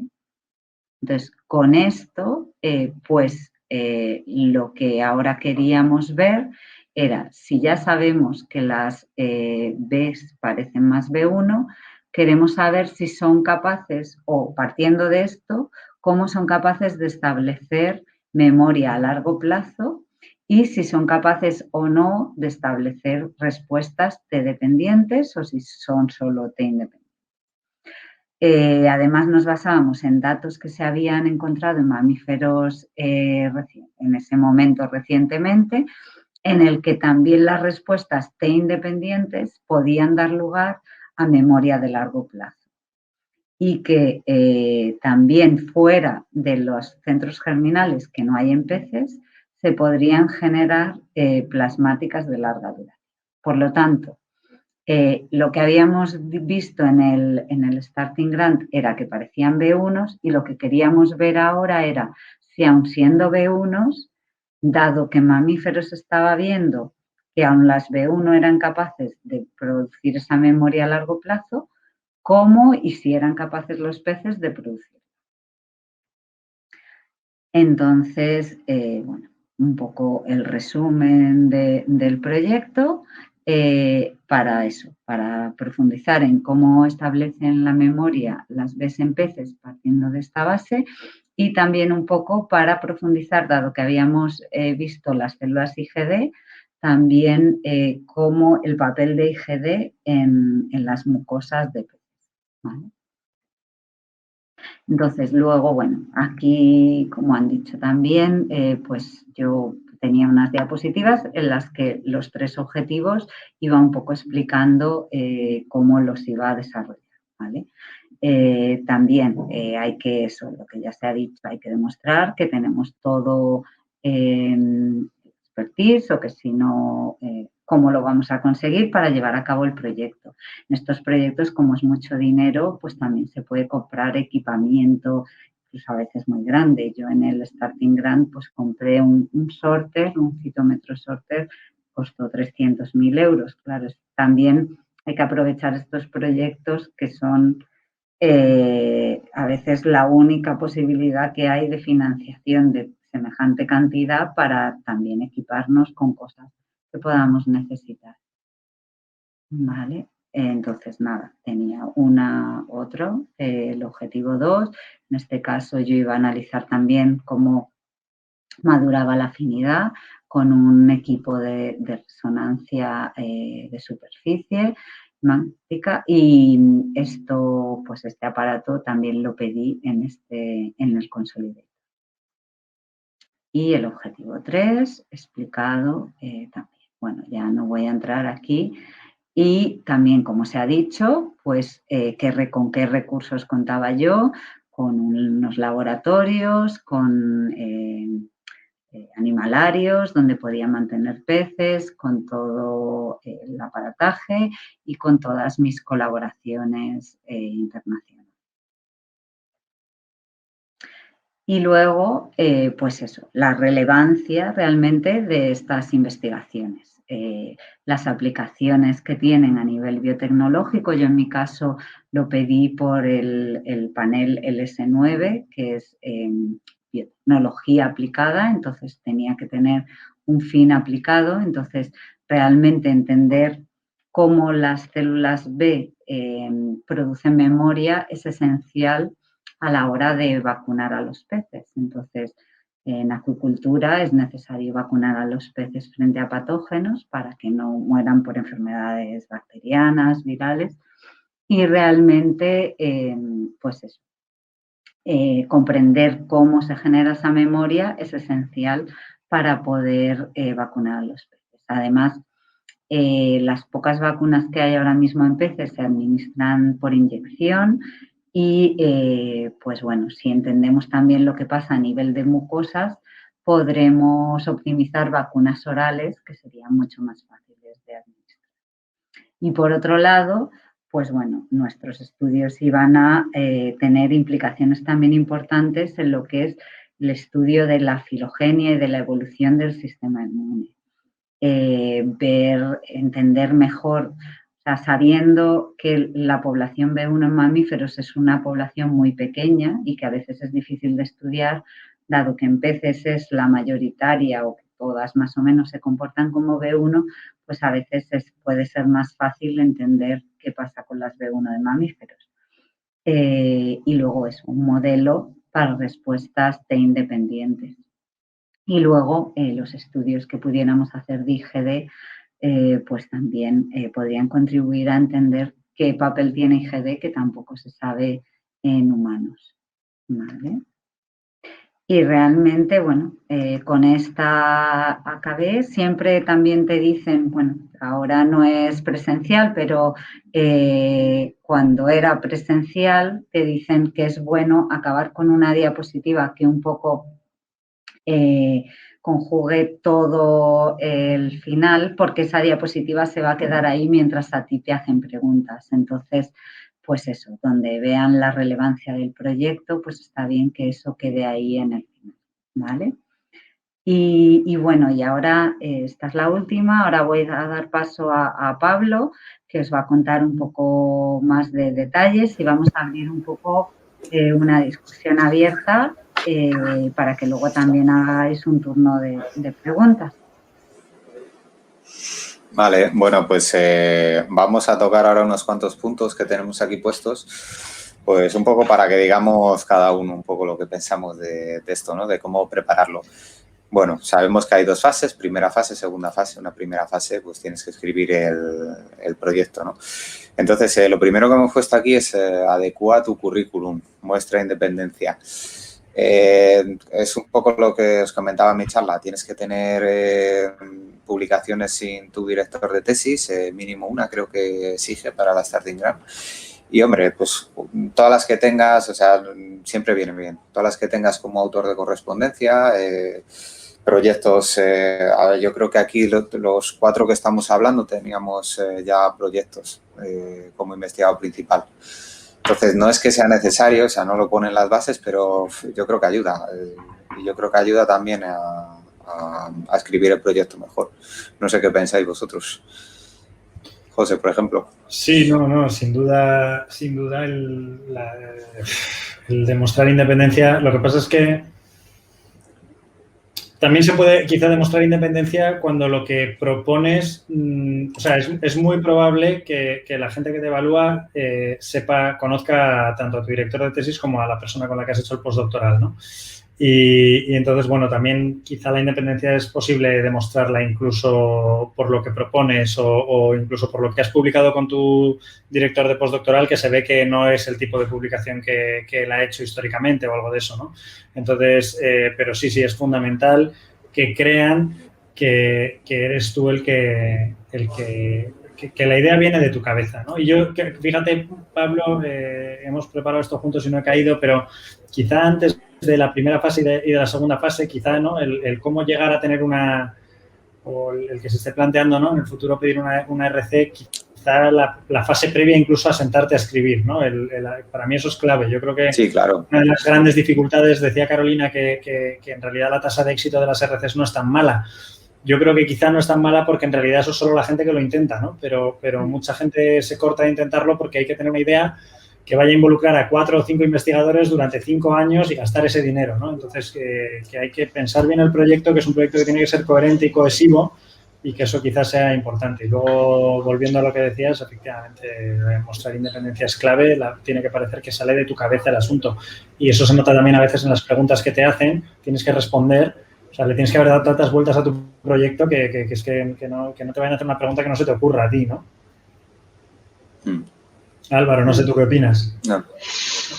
Sí, no, desde luego. Es verdad que en la primera fase, hombre, por escrito, pues puedes mostrar independencia, bueno, puedes explicar por qué, más allá de que tengas publicaciones sin tu director de tesis, etcétera, etcétera, que obviamente tienes que tener, porque es un postdoc, tienes que tener publicaciones sin tu director de tesis, puedes resaltar que efectivamente eres independiente y tal,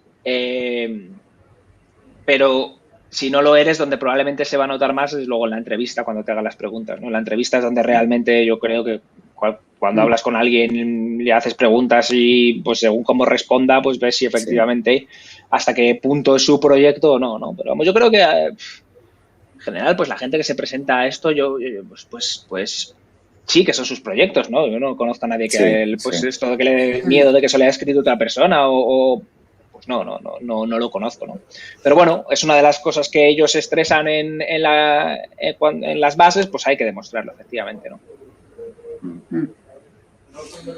Y bueno, luego lo de escribir el proyecto, que esto de que sea ambicioso, rompedor, realista, con la mayor antelación posible. Yo aquí, no sé, yo en mi experiencia tampoco es que me tirase escribiendo tantísimo tiempo el proyecto. Lo que sí me tiré mucho tiempo fue rumiando la idea. Porque, no sé, no es la forma, o sea, claro, evidentemente no me pongo a escribir, ¿no? Esto es cosa que llevo leyendo años sobre temas de estos, llevo teniendo yo mi archivito con mis cositas apuntadas de aquí a allá y al final eso acaba cristalizando en algo, ¿no? Pero así de cero, o sea, no es una cosa que escribas en un mes. O sea, no sé vosotros lo que os tirasteis con él. Yo rumiándolo un mogollón de tiempo, luego escribirlo no tanto, pero tampoco tenía demasiado tiempo, pero rumiándolo no sé. Yo rumiándolo me recuerdo perfectamente, Álvaro, que en el SNBI, en el Congreso de Viena, que eso fue 2015, ¿no? 2015 te dije, he tenido una idea que si me funciona, viviré de ella. Y fue la idea de esto. Y se lo dije a Álvaro en 2015 y me senté a escribirlo en 2017 y lo entregué en octubre del 17 y yo me senté a escribirlo en 2017 igual en marzo o febrero y tal, y luego organizaba a la vez mi boda, me fui de viaje de novios, volví, acabé de escribirlo con... O sea, yo qué sé, son meses. Es que te lo digo porque alguna vez alguien me ha preguntado, oye, estoy pensando en presentarme en esta convocatoria y lo tengo que tener dentro de 25 días. ¿Qué tal? Pues no lo hagas. 25 días estás perdiendo el tiempo, ¿no? Creo yo. Carolina, no sé, igual tú tienes otro... Sí, no, totalmente. O sea, yo creo que lo que dice Pablo, o sea, cuando ya te pones a escribir, yo sí que luego soy muy de dejo todo y me dedico a escribir y a lo mejor eso, pues estoy 2 meses sin hacer otra cosa y tal. Pero es el tener la idea. De hecho, yo me presenté 2 veces anteriores al starting. O sea, yo lo saqué a la tercera. Y los proyectos fueron completamente distintos cada una de las veces. Entonces, realmente las otras veces me decían que era muy parecido a lo que yo ya llevaba haciendo toda mi vida.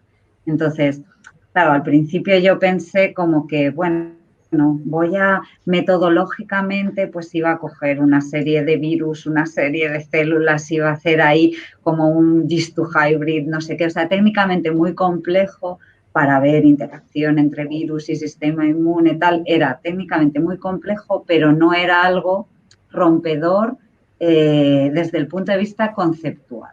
O sea, yo creo que lo importante es que sea conceptualmente distinto. O sea, no tiene que ser un proyecto. O sea, mi proyecto, las técnicas son una auténtica estupidez. O sea, citometría, PCRs, tal.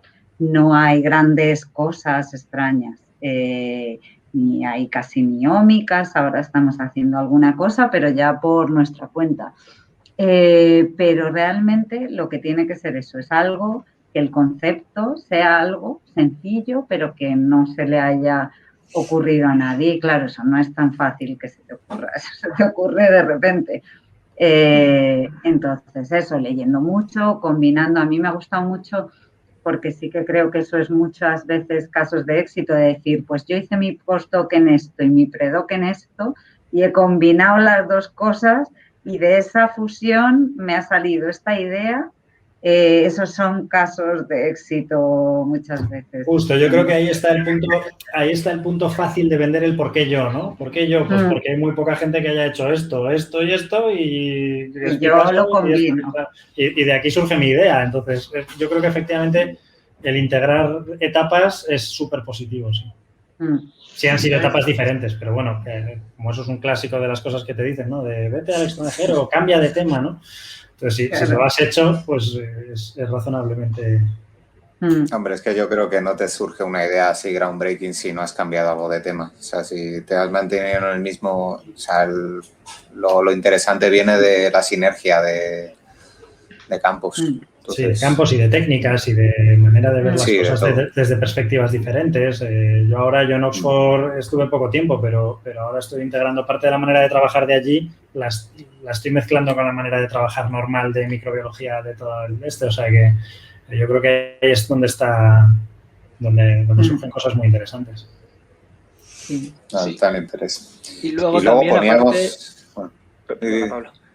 No, que aparte del tiempo que tardas, porque tú puedes tardar en escribirlo, en pensarlo y en escribirlo un tiempo, pero idealmente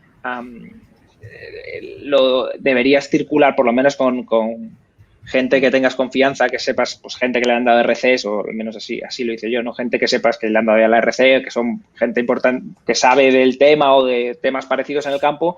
No está mal que lo miren, por lo menos igual no el B2, pero ponemos el B1 y te digan su opinión. Entonces ya no es solo lo que tú tardas en escribirlo, sino que luego idealmente tienes que pedir opiniones e integrar las sugerencias, por lo menos hasta cierto punto, que te hagan en la escritura, ¿no? Entonces eso, tú puedes tardar en escribirlo X tiempo, pero luego vas a necesitar pues igual 2 o 3X entre dejárselo leer a gente, meter los cambios, discutirlo con otra gente. Entonces, pues eso, al final hay que dejar mucho tiempo para esto. Yo creo que es común a todos los proyectos, pero quizá con este más todavía, lo de hacer las cosas con tiempo. Bueno, otra cosa que hemos comentado un poco es lo de elegir el año. Creo que no hemos dicho lo de que, bueno, esto de 2 a 7 años hay prórrogas con temas de paternidad, enfermedad de Granberg, no sé qué cosas de estas, lo típico, ¿no? Entonces se puede alargar, ¿no? Es que a los 7 ya, bueno. Además pues, se alarga bastante, ¿eh? Yo tuve eso, creo que son 18 meses por cada, en el caso de mujeres, creo que son un alargamiento de 18 meses por cada hijo. O sea, que es mucho tiempo que te dan de margen. Sí, que con eso también hay que contar, pues si es el caso. Entonces, lo de elegir el año, ¿por qué decimos un poco lo de elegir el año? Pues es muy curioso que yo, en todas las presentaciones que he visto del RC, de gente del RC, siempre te dicen lo mismo, que el porcentaje de éxito es similar entre los que lo piden el segundo año después de la tesis y los que lo piden el séptimo. Y es verdad que los datos están ahí. O sea, la gente que lo pide en año 3 tiene el mismo porcentaje de éxito que los que lo piden en el año 7. Y a mí me llama la atención porque ni tienes el mismo currículum ni las mismas tablas, ¿no? En el año 2 que en el año 7. Pero eso surge. Entonces, lo ha comentado también, creo que ha sido Carolina, ¿no? El tema de si estás en el último año, mándalo sí o sí. Pero quizás si estás en el penúltimo, no es que vayas a tener menos opciones, pero si no vas a poner un proyecto fuerte, quizás espérate, porque es que las penalizaciones, si no ha cambiado esto, que creo que no ha cambiado ahora con el jaleo creo que la B te penaliza 1 año y la C te penaliza 2, puede ser, ¿no? Creo que era. O sea, si te lo puntúan como C y estás en el año 5, ya no vas a poder pedir una starting grant en tu vida. Ya te vas a tener que ir a la Consolidator, que hay gente que ha sacado. A mí me comentaron de un caso que uno directamente sacó la Advance a los 3 años de doctorado, que a mí me parece impresionante. Sí, que se presentó a la Advance, ¿no? Directamente. Sí, dijo, venga, pelearse con los grandes. Sí, y se lo llevó, que ole, ole. Pero bueno, no sé, lo de elegir el año, más que elegir el año, elegir cuándo crees tú que vas a ir fuerte. O sea, si estás en el último año, mándalo sí o sí, pero antes el tema de las penalizaciones pues puede hacer que pierdas la oportunidad, no por tener un... Yo creo que eso estamos más o menos de acuerdo. Sí, ahí la estrategia es clara. Y luego otra cosa, que esto depende, lo estuvimos hablando ya entre nosotros, lo de ver quién está en el panel. Los paneles, Álvaro, tú me dijiste que repetían como la mitad, ¿no? Cada 2 años. El 80%. Y lo que más. se dice, no el 80%, repiten de panelistas, son 1 año sí, 1 año no. Entonces, viendo la gente que estuvo en el panel, no el año anterior, sino hace 2, te haces una idea de que va a estar, el 80% de esa gente a priori va a estar en el panel del año que aplicas. Ahora bien, hay un límite que creo que es de 3 veces, me parece que pueden ser panelistas, con lo cual, pasados 6 años, en teoría ya no serían esos mismos, ¿no? Pero en mi experiencia... Porque lo que hay que decir es que estos paneles son públicos, están en la página web de la RC. Ah, sí. Claro, esto lo puedes mirar. Y por lo menos en mi experiencia, bueno, también depende por qué panel vayas y el tipo de proyecto que tengas, pero como los paneles al final normalmente engloban distintos campos, pues sí que es muy buena noticia si en el panel en el que te presentas hay alguien más, o sea, de tu campo amplio va a haber, pero si es alguien que vaya a entender un poco mejor el proyecto específico que tú vas a presentar porque es cercano a lo que haces, relativamente cercano, está bien porque esa persona, a la hora de repartir los proyectos, cuando les llegan a los panelistas, pues los 2 o 3 de los panelistas miran cada proyecto, digamos, de todos los que hay, pero hay uno que es como el líder, uno o una, que es el líder o la líder de la evaluación de ese proyecto, que es, y esto es muy importante, la persona que decide a qué evaluadores externos va. Con lo cual, si es alguien de un más o menos relacionado o que va a entender bien lo que haces, probablemente es más fácil que le parezca interesante. Y segundo, a la gente evaluadora externa a la que se lo va a enviar, también es probable que sea gente que va a entender mejor ese proyecto porque está más o menos dentro de tu área de conocimiento más estrecha, digamos, ¿no? Y eso para mí es muy importante. Obviamente, si tienes no es necesario, pero a mí me parece importante y me parece algo que hay que tener en cuenta por lo menos. Sí.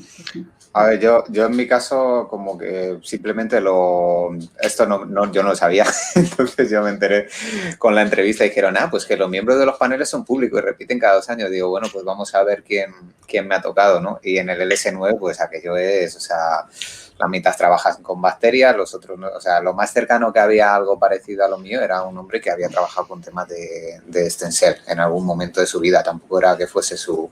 Y luego otra que trabajaba en bienestar animal, que vamos, que ya ves dónde le queda esto, ¿no? Entonces son muy amplios. Y joder, yo lo pensé, digo, bueno, no lo he sabido, pero si lo hubiese sabido realmente... el panel que tenía aquí yo creo que era ese, podía haber elegido ahí otro de biología del desarrollo solo de eso, podía elegir uno del otro, pero no sé hasta qué punto me hubiese condicionado y casi prefiero que no me condicione lo que pongo en un proyecto. Eso es a lo que yo me refiero es que más que cambiar de panel, es cambiar de año. Si estás dudando entre presentarte un año o al siguiente... sí. Ver si... mi razonamiento en ese caso, yo podía haberme presentado un año o ya esperar al último año que tenía la posibilidad. Para el primer año iba probablemente un poco justo de tiempo y no sé si hubiera sido buena idea, pero sobre todo cuando miré la gente que había en el mismo panel, porque obviamente el proyecto que yo iba a hacer ya sabía lo que era, ¿no? Y se adecuaba a ese panel. Pero entre presentarme un año o al siguiente, pues eso me ayuda a decidirme, bueno, pues si me presento este siguiente año, probablemente esta persona va a estar en cargo del proyecto y yo creo que es más probable que lo vea interesante, sobre todo lo que digo de a qué evaluadores externos se los va a enviar, porque al final va a un número muy alto de evaluadores externos, que eso no lo hemos dicho, pero igual va a 7, 8, 9 evaluadores externos. Son un montón, todos líderes del campo, o sea, todo gente muy buena. y obviamente esas evaluaciones al final pues es una gran parte de lo que decide luego la entrevista, porque al final en la entrevista las preguntas que te hacen, la mayoría son preguntas que han enviado los evaluadores externos, con lo cual yo creo que eso es clave para todo el proceso, ¿no? Entonces, que alguien entienda el proyecto, lo mande evaluadores externos que vayan a entender el proyecto, entender en el sentido de que van a ver, muchas veces si no es tu campo exactamente es difícil ver el valor, pues lo rompedor o lo valioso que son las ideas porque no es tu campo simplemente, ¿no? Entonces eso para mí es importante, obviamente, pues igual si no conoces a nadie que sea de tu campo así más específico en un año, en otro año, en general, pues bueno, pues te da igual, no lo envías y confías en que, bueno, pero para mí yo creo que estratégicamente no está mal, mirarlo, por lo menos mirarlo. Yo usé un poco la información, un poco mezcla entre lo que estáis contando. Yo la información de ver los paneles la usé para elegir panel, no año, porque yo solo estuve listo para pedir la RC el último, entonces era por lo que decía Pablo, la pides sí o sí, ¿no? Pero sí para elegir panel, porque como son paneles al final razonablemente amplios, hay veces que dudas, ¿no? Yo que soy de bioquímica, biología molecular y no sé qué, porque no soy bioquímica, pero sí soy biología molecular, o soy de ciencias ómicas, genómica, y no sé, porque, ¿sabes? Entonces, como dudas, me puse a mirar a la gente de los diferentes paneles y dije, yo solo de esta gente, yo solo de mi campo, solo es este tío que está en este panel, o sea, este panel que voy. Y eso por un lado, y luego por otro lado sí que me sirvió para la parte de la entrevista, porque, claro, te empiezas a ver el currículum de los 14 panelistas y dices, joder, pues aquí hay un tío de cáncer, aquí hay un tío de no sé qué, o sea, de aquí, de lo mío, no hay nadie. Con lo que primero, ya sabes que tienes que hacer tu charla muy asequible y muy al impacto y no al detalle científico. Y luego, del campo de la microbiología, había una señora que había trabajado con plantas. Y dije, pues, bueno, yo sé que hay integrones, lo que he puesto en una de las diapositivas, ¿no? Que había una descripción de un integrón relevante en la patogenicidad de una bacteria sobre su planta.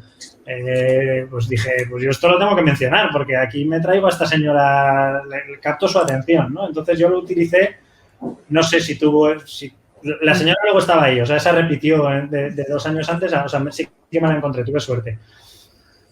No sé si me sirvió de mucho, pero yo lo utilicé para eso, para elegir panel y luego para prepararla, para adecuar un poco la presentación a la gente que podía acercarse un poco a mi campo. Pues sí, yo creo que, bueno, sí que está ahí. O sea, es una información que si os sirve, pues mejor ponerla ahí. Luego temas, consultoría de proyectos, de diseñadores gráficos, a ver, yo sé que José y Álvaro sí que lo saben. Yo de esto no puedo hablar y creo que Carolina tampoco porque no lo hemos usado. A ver, yo realmente no lo usé porque no tenía tiempo. O sea, a mí me coincidió la posición con esto. Entonces fue un poco locura. Pero bueno, son útiles. Yo creo que vosotros dos sí que podéis contar alguna historia de cómo funcionan, ¿no? Sí, Álvaro, ¿quieres darle tú? Que yo ya sí, bueno, en concreto yo lo que hice fue una vez para la escritura, no, porque obviamente hay empresas que te ayudan, también es verdad que el Ministerio, la FECIT ofrece también ayuda para la escritura y para preparar las entrevistas y tal, que también es muy útil, eso ya me parece que luego lo comentamos.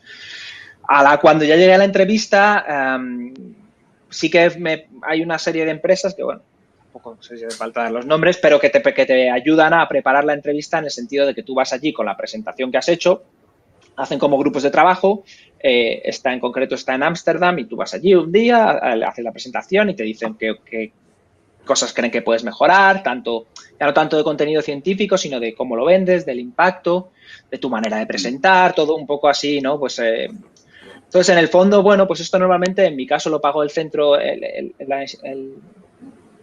la Fundación de Investigación del Hospital Ramón y Cajal, que es donde estaba, porque, bueno, en el fondo pagas un dinero y el posible retorno es muy grande. Entonces, pues, a ver, toda ayuda es poca, en el fondo. Yo creo que ir ahí, yo lo hice con esta consultoría, pero luego también la charla, que eso pasamos luego, pues, la ensayé o se la enseñé a un montón de gente distinta, ¿no?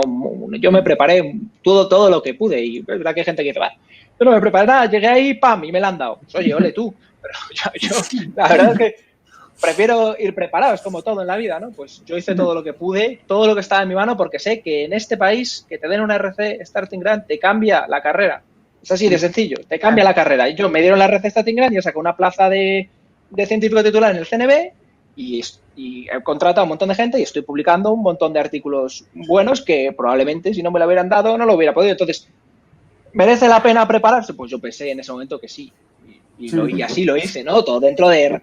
No contraté un diseñador gráfico para hacerme la presentación, no llegué a tanto. Pero bueno, todo dentro de bueno, lo que me pareció a mí razonable dentro de lo que cabe, ¿no? Igual que me hice una web del laboratorio que la pagué de mi bolsillo porque digo, estos tíos, cuando vean el proyecto, si sale una web del laboratorio van a pinchar. Pues pagué yo de mi bolsillo para hacerme una web del laboratorio.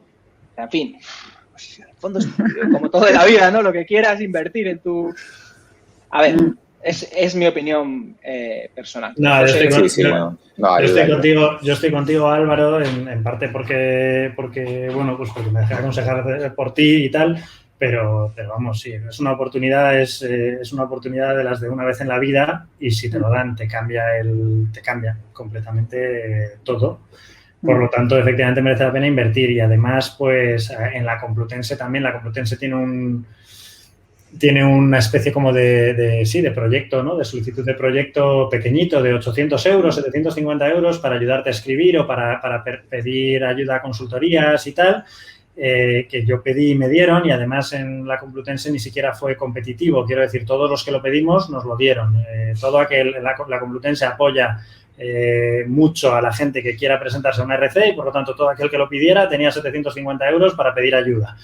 Pero es que además el ministerio ahora le han cambiado un poco el nombre, pero va por ahí, sí, los tiros siguen yendo por ahí, tenía un proyecto que se llama Europa Dinamiza y ahí ya en lugar de 800 euros eran 10.000 euros. Entonces con 10.000 euros recuerdo que, bueno, pues entre tener más resultados preliminares con reactivos en el laboratorio y tal, desde eso hasta que en mitad de la escritura se me estropeó el ordenador y me tengo que comprar otro, pues con eso lo gestionas fácilmente y te ayuda mucho y tal y luego además llega siendo ya IP de algún proyectito más, ¿no? Que parece una tontería, pero también ayuda. Y luego en cuanto a lo de prepararlo, todo lo posible. O sea, yo he repetido mi presentación, son 10 minutos, yo recuerdo el día de antes de volar a Bruselas, igual lo he repetido 12 veces en casa, ¿no? O sea, yo, pum, o sea, tengo que hacerla en menos de 10 minutos, me pase lo que me pase. O sea, si se cae un tío muerto del panel ahí en mitad de la charla, yo acabo en 10 minutos. O sea, ya me pueden distraer, ya puede entrar alguien y empujarme. Yo esto lo acabo en 10 minutos, porque mi problema era que siempre tendía a hablar demasiado. Y como te corten, haces el ridículo y te vas. Entonces, bueno, o sea, yo no he ensayado nada más en mi vida y en cuanto a la presentación y el mimo. Yo recuerdo volver de la entrevista, en el vuelo de vuelta de Bruselas, mucha gente te dice, pues yo me presenté, tal, no sé, tal, me han cogido aquí para la entrevista. Bueno, la verdad es que luego he visto lo que presenté, tenía ahí unas erratas y no sé. Digo, ¿erratas, tío? ¿Erratas? ¿Te has presentado una RC Starting Grant con erratas? Erratas, desde luego, sí.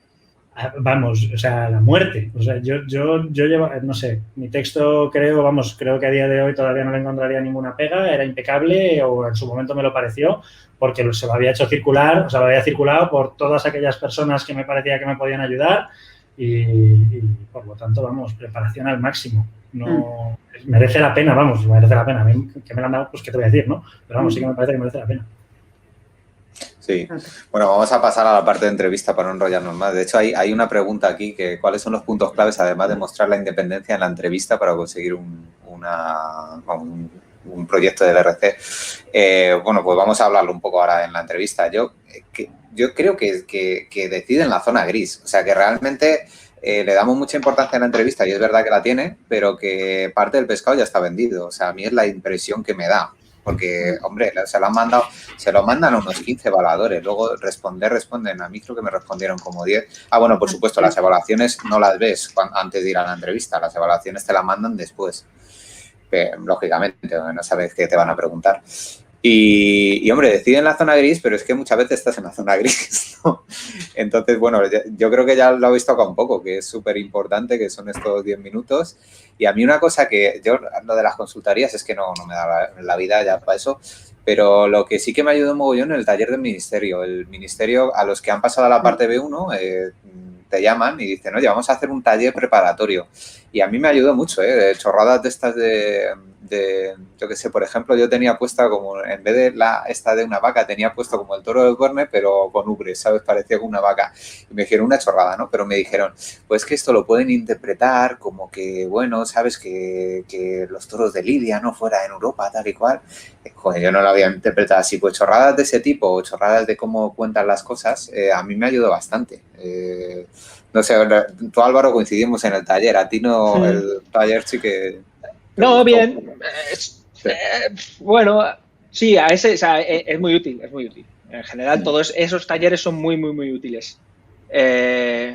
Sí, no, todo lo que sea sumar ahí no, es Sí, muy, muy, muy que útil. te digan Tanto cosas, si estás de gente que- acuerdo como si no estás necesariamente de acuerdo con todo lo que te dicen. Y luego, oye, al final es tu, a mí me, claro, tú absorbes mucha información de mucha gente y en ese taller justo en concreto, pues algunas de las cosas que me dijeron, si las usé, otras cosas de las que me dijeron no me parecieron relevantes porque quizás yo sabía muy importante que tú sepas a qué tipo de gente le vas a contar el proyecto en tu panel y qué tipo de cosas les importan y les interesan. Entonces yo algunas cosas las incorporé, otras cosas también tienes que ser suficientemente maduro, yo creo, como para decir, bueno, pues esto a este señor me le está diciendo esto. Si él estuviese en el panel, me parecería importante, pero como no va a estar y va a estar otro tipo de gente con otro perfil, pues yo esto no voy a hacer caso.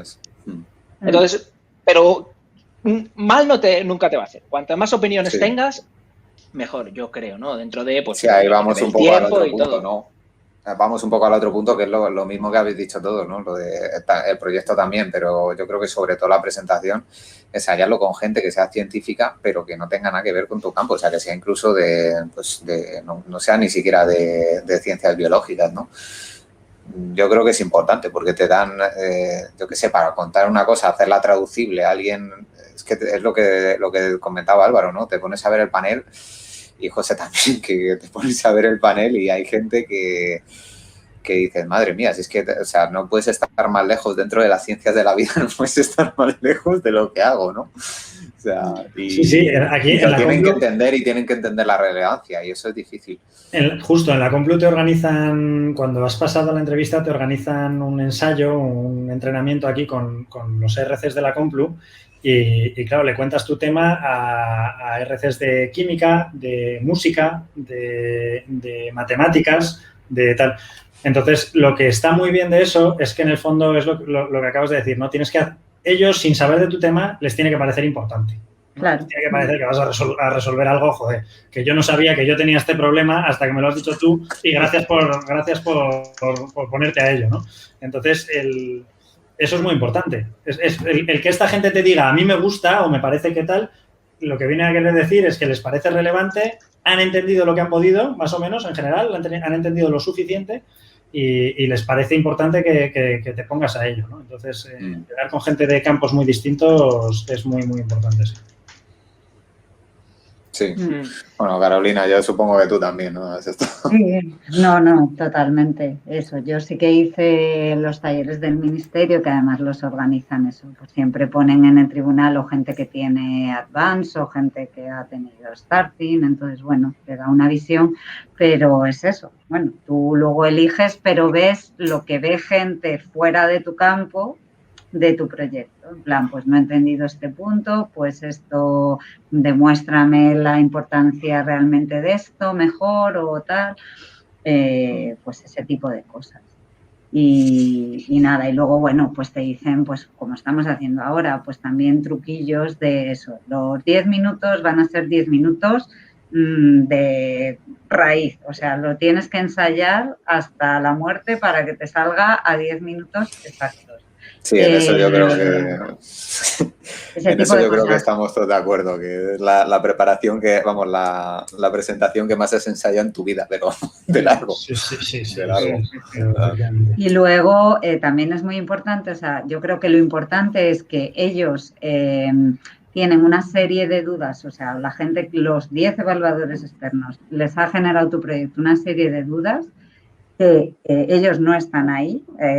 La persona que está más encargada, como dijo Álvaro, de tu proyecto, es la que tiene todas esas preguntas. Entonces, yo en mi caso, en las 2 entrevistas fue así. Era esa persona me hacía una pregunta, otro me hacía otra, esa persona otra pregunta. O sea, la mitad de las preguntas me las hizo una sola persona, que era la que llevaba la voz cantante. Y tú tienes que ser capaz de solucionarle el máximo de dudas posibles, o sea, que no se queden con dudas de tu proyecto, con lo cual las contestaciones tienen que ser muy, muy cortas, muy concretas y realmente eso, que les dé tiempo a solucionar todas las dudas, a solventar todas las dudas que les puedan surgir de tu proyecto. Sí, sí, porque no ahí te yo creo que lo que decías tú, o sea, ahí ya ellos saben si les gusta, o sea, si estás ahí es porque les gusta y luego les puede haber gustado más o menos. Yo creo que si les ha gustado muchísimo, tendrías que hacer una entrevista desastre para que tal. Y si estás en la zona gris, pues bueno, les tienes que convencer de que esos comentarios de los evaluadores pues no son así o no tal, o que tú tienes un plan B o que tú tienes... Entonces, ese es el fin de la entrevista, o sea, demostrarles que la idea es tuya, que tienes planes B, que has pensado en todo. También te preguntan cosas muy tonterías. A mí me preguntaron por qué no contratas predoctorales o por qué los linfocitos B y no los T. A mí me llegaron a decir. Y dices, bueno, pues porque por algún sitio tenía que empezar y porque las vacunas, los B son más, no sé, te inventas ahí también un poco lo que sea. Sí, tienes que salir corto y rápido de todas las preguntas.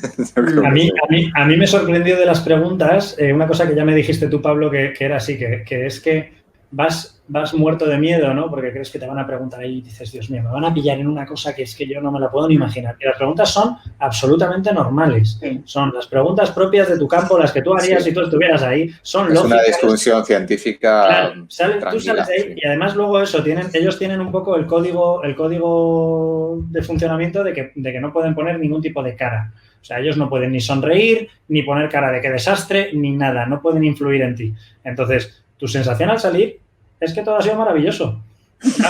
Es que las preguntas eran lógicas, has sabido responderlas pero luego, curiosamente, lo que te dicen es que nada tiene que ver tu sensación al salir con lo que te den, ¿no? A ti, tú sales, ha sido agradable, ha sido una experiencia agradable. Tú has dado tu charla, te han hecho preguntas lógicas, te has ido y te has ido. Te has ido y todo el mundo estaba contento. A veces las preguntas son lógicas y fáciles y te han parecido fáciles porque no tienen ningún interés, porque tú estás en la zona negra, tú no vas a conseguirlo, hagas lo que hagas. Y hay veces que te ponen en un brete porque estás ahí en el gris y cómo lo pelees. Pero en todo caso las preguntas son muy normales, o sea, no es un examen. ¿Quieren saber? No, son de proyecto y con bastante tino, vamos. Yo no sé, las que me hicieron fueron donde tenían que dar, ¿eh? Sí. Me las esperaba, pero porque iban a donde tenían que dar. Era como, ¿y esto? Digo, ya sí. Claro. O sea, que tampoco hay que preparárselas, hay que dedicar un rato a pensar qué creo yo que me preguntarán, pero tampoco hay que volverse loco. O sea, te van a preguntar lo normal. Bueno, pues viendo las preguntas, la otra pregunta es si alguna recomendación para la Advance. Carolina, esta sí que es para ti. Claramente. La Advance, ya no sé, me parece un poco, no por nada, o sea, no hay una limitación ni nada, pero realmente la gente yo que conozco que tiene un Advance, realmente es gente de un nivel muy alto y en etapa de su carrera muy avanzada. No lo sé. O sea, claro, ahí yo creo que es más también, pues eso, demostrar una línea de investigación, una trayectoria y probablemente, pero estoy segura de que también, aún en ese caso, o sea, no es para que tú continúes tu trayectoria, es para que de repente digas, yo he llegado hasta aquí y ahora también, aunque estoy en esta etapa, se me ha ocurrido esto, que es una vuelta de tuerca a tal y quiero empezar una nueva etapa. O sea, nunca te van a financiar algo que te financiarían en un plan nacional. Sí. O sea, yo creo que esa es la tal. Si es algo que tú podrías pedir en un plan nacional porque es normal y tiene tal y una hipótesis y no sé qué, no es eso lo que piden aquí. Pues aquí piden eso, algo que realmente trascienda más, o sea, tenga un impacto mayor y sea eso. conceptualmente novedoso. Las Advanced tienen un poco la ventaja o la desventaja de que compites con un montón de gente porque por edad es muy abierto, y la ventaja de que tienes muchos años para acabar consiguiéndolas y insistes y vas tomando nota, ¿no? O sea, tienes toda la vida por delante, quiero decir que no... Claro, sí. Por insistencia. Bueno, pues sí, espera, que es que me está diciendo la moderadora que sí entra ya. Aquí, no, ya está. Vale. Bueno, pues nada, sí, yo creo que ya hemos acabado, María. Porque si no hay alguna pregunta más que queráis, no sé. Es que creo que hemos tocado un poco de todo. Como cada uno hemos contado nuestra historia, ha quedado completito. Sí, la verdad es que sí. Llevo un ratito escuchando, ya apareció hace un rato, pero no quería interrumpiros porque ha estado muy interesante todo lo que habéis contado. No sé, me ha gustado mucho porque habéis puesto los ejemplos de vuestros proyectos. Yo creo que pueden ser útiles verlos para otras personas, pero lo que sí que me ha gustado muchísimo es esta última parte que habéis hecho de mesa redonda, en la que habéis ido punto por punto de cómo se puede preparar la propuesta. Creo que, no sé, habéis aclarado muchas cuestiones. Yo os estaba escuchando y me han dado ganas de escribir. Buenas tardes. Y os estaba escuchando y yo creo que habéis clarificado muchas cosas para concurrir con éxito a estas historias, ¿no? Y yo creo que, bueno, que al escucharos igual otros investigadores y investigadoras pues se pueden animar, ¿no? a participar. No sé, de verdad me ha gustado mucho esta última parte porque yo estaba escuchando y estaba aquí apuntando cosas para preguntaros y las habéis ido resolviendo en los puntos estos que habéis preparado en la última diapositiva. Está buena, me ha gustado mucho la mesa. No sé si queréis añadir algo más, porque yo ya sabéis que yo llego ya para cerrar y presentar la siguiente sesión. No tengo nada más. Que se anime la gente, básicamente. Que se anime la gente a pedirlo, porque, no sé, una cosa como esta que en España, en todas las ciencias de la vida, en como, pues depende del año, 1 hasta 6, cosas así. O sea, es un poco, bueno, pues que es una oportunidad muy buena. O sea, que... Sí, que si no te lo dan, que si no te lo dan, primero, que si pasas a la entrevista y no te lo dan y quedas rankeado no sé cómo, el ministerio te financia con el equivalente, creo que a un plan nacional. Y si no, tienes escrito un proyecto que puedes trocear en 4. O sea, que te quiero decir que es muy grande, muy grande. Pues lo tienes escrito y luego sigues intentando otras convocatorias. Está la John Templeton, la Caixa, lo que queráis, ¿no? Ya lo tienes escrito, que era lo difícil. Bueno, la idea es que, ¿no? Según habéis contado, la idea es que tengas una idea rompedora para presentar el proyecto, ¿no? No que necesites ser ahí un super trooper con 1000 publicaciones, sino que tengas esa idea y que sepas, ¿no?